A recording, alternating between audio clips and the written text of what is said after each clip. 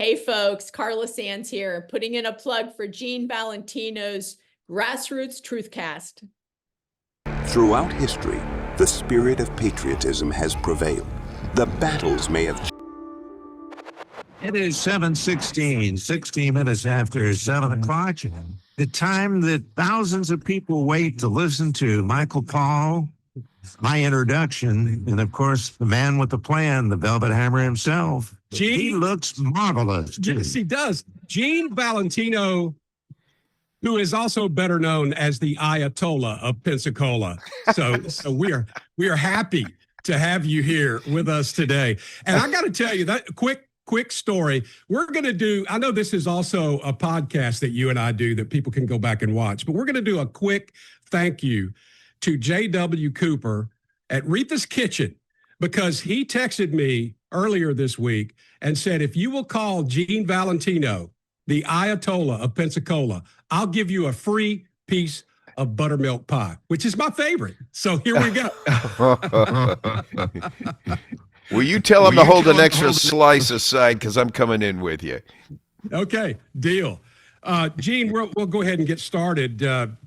Sad news, and I heard this yesterday, and it really makes you so sad to find out that we lost some more military personnel, probably from the Air Force, when we had two KC-135 tankers that collided in midair on a refueling mission over Iraq.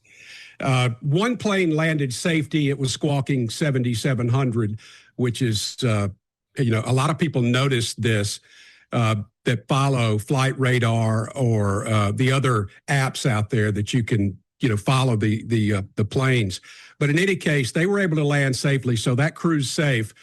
But unfortunately, we found out now that there are at least 4 dead, but there's 2 missing, and we don't know exactly what's going on with that. What were your thoughts? Well, in logistics, as it ramps up, especially in time of war, you have a lot of moving parts, all moving at the same time. Recent video shows how well our crews work on the decks of these aircraft carriers in launching the F-15s, the F-14s, the F-15s, and even the F-35s. The synchronization, the orchestration is like a ballet. It's like a dance in high speed. And I am not surprised that we've only lost 4 people from mishaps like this. This is not from friendly fire or unfriendly fire. It's just a mishap of moving so fast in an orchestrated movement. Someone may have been in the wrong place at the wrong time. Someone may have made a left when they should have made a right, or something mechanically may have gone wrong in the aircraft itself. And I'm aware of the risks associated with all those issues as a pilot myself. So your head's always on a swivel, spinning, and keeps you totally focused for all possibilities when you're up there. But in this case, Michael, as you described, sometimes they slip through the cracks. It's interesting, but this could have very well been a training mishap. It could have happened over the United States. In fact, we had one not too many years ago that crashed in Mississippi. That was a aircraft on a training exercise that something happened. I forget what it was, but in any case, this can happen, and it does happen occasionally in the military. What are the chances, and not to get too much into this, but just quickly, what are the chances that they were able to fly that aircraft to the ground and maybe there's 2 survivors? Well, the chances are higher that some did survive. We lost 4, but some did survive. And yes, but when you lose your flight capabilities, some of these military aircraft turn into a unflyable bucket of bolts that does nothing but want to race to the ground like a magnet. They're just not flyable, and I regret sometimes that could be the worst scenario. Could be the fact that what happened. I pray that some did survive, but there were 7 that died, military heroes that have died, plus these 4. So Operation Epic Fury has now lost us 11 people.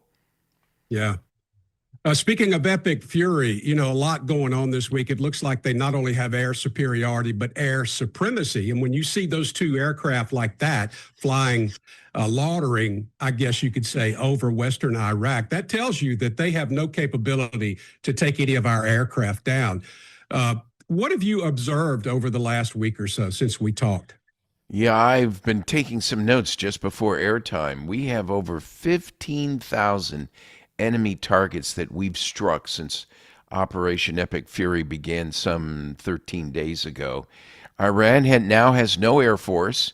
Their defenses are nil. They have no navy. These one-way attack drones that they've been talking about lately, they've been neutered by 95% and are almost totally incapable. The actions in trying to take down oil tankers in the Strait of Hormuz are down.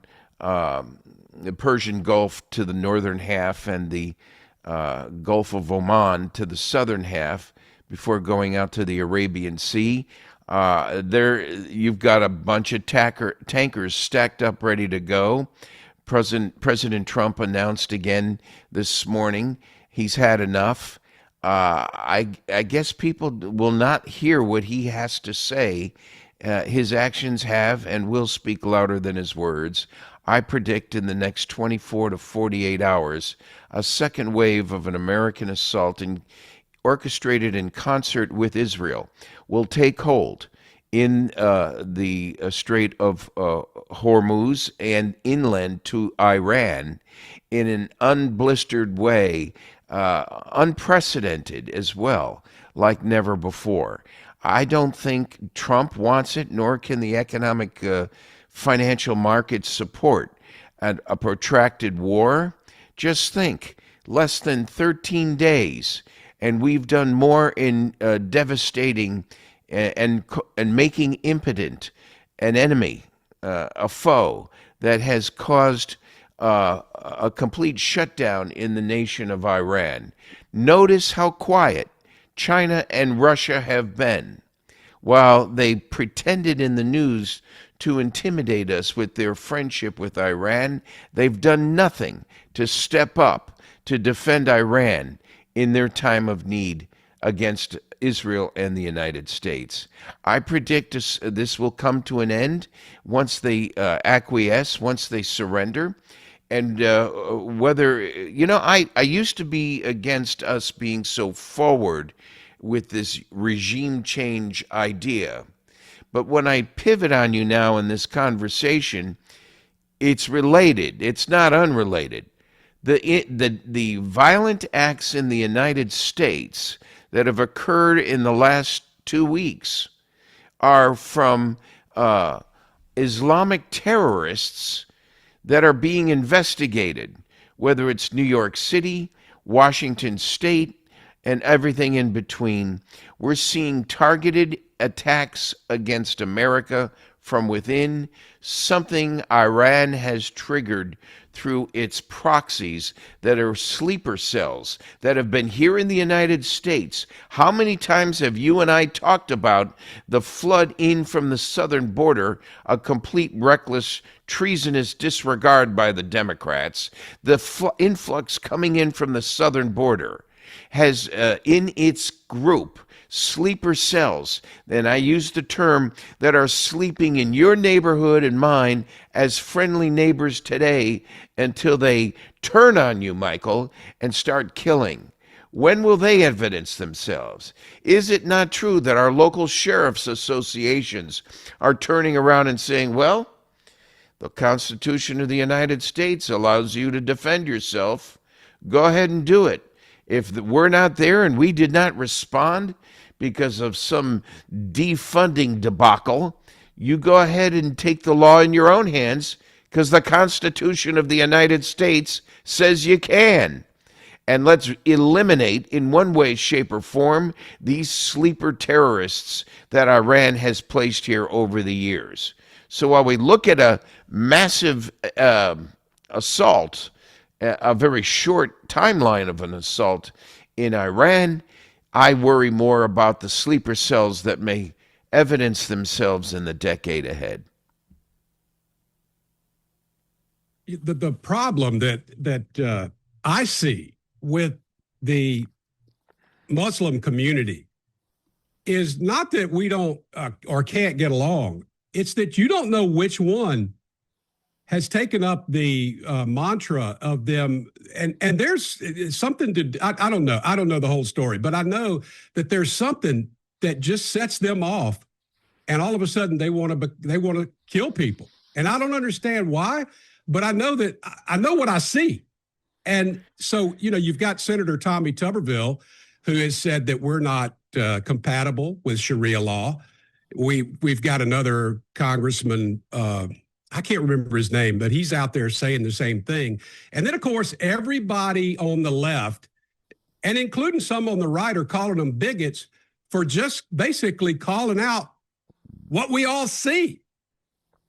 Well, one thing we know is that under Sharia law, and the fanatics that have caused the most harm to the United States have their faith, have their beliefs rooted in their faith, and religious fanatics that put their own lives at risk, where their own life is second to Allah and the God of their choice, is more important than you and me and all the wonderful people around us.